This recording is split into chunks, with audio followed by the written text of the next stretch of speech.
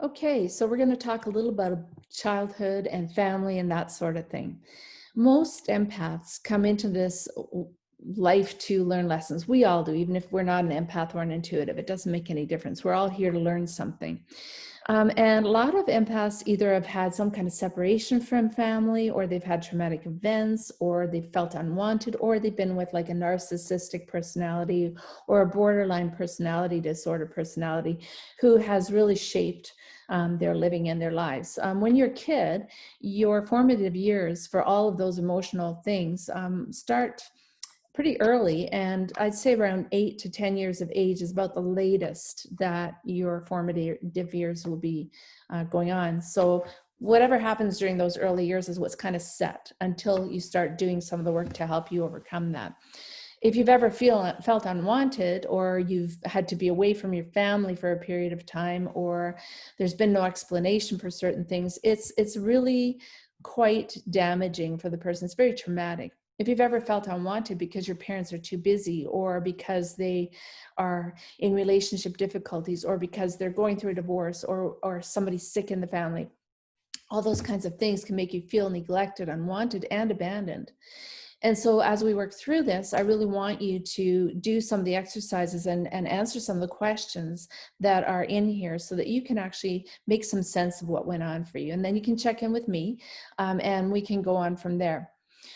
So communication patterns have an awful lot to do with things. So, there's this thing that we're going to be talking about a little bit later on in the modules, and it's about the 5 love languages, what kind of love languages you have and what kind of love languages your family has. And sometimes they're really this far apart because sometimes there's just no way that the other person can possibly have the same kind of love language that you do.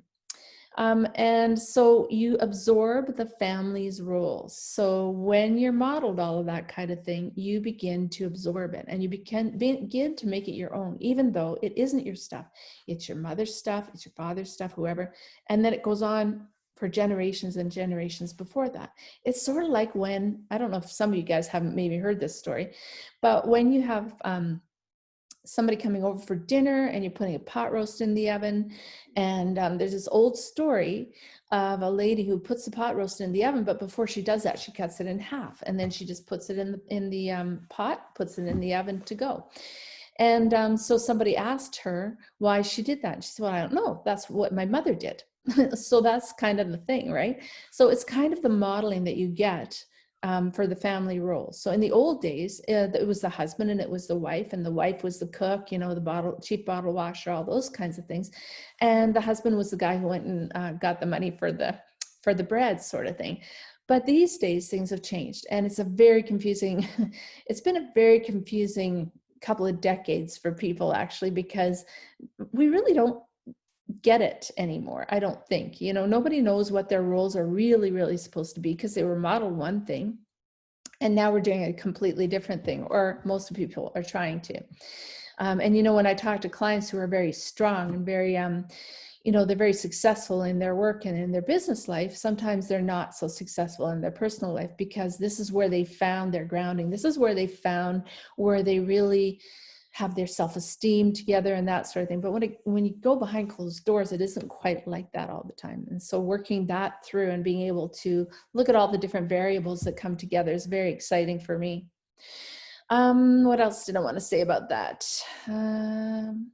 So holding on to certain belief systems is part of is part of the work that I absolutely love. What you believe is what is going to happen. What you believe about your life, your relationships, your work, that sort of thing, is all about the law of attraction. And I work really strongly with people on that, because law of attraction is magic. And once you start to get that, you get that you're able to manifest almost anything. So whether it is a relationship, whether it's attracting one, keeping one, creating more and nurturing more of that passion in the relationship, those things are really important.